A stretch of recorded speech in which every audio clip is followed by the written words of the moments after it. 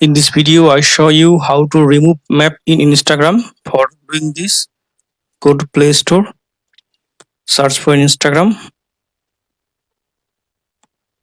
tap on Instagram, uninstall.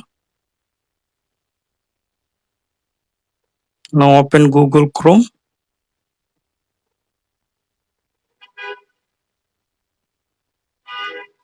Now search for Instagram old version APK. Tap on first link.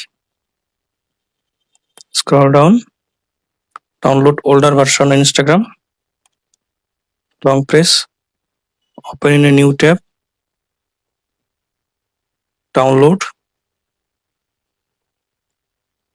Open details. Now tap on it. Now tap on install. Now tap on open. Now log into your account.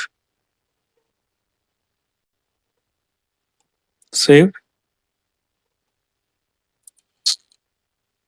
Now tap on message icon.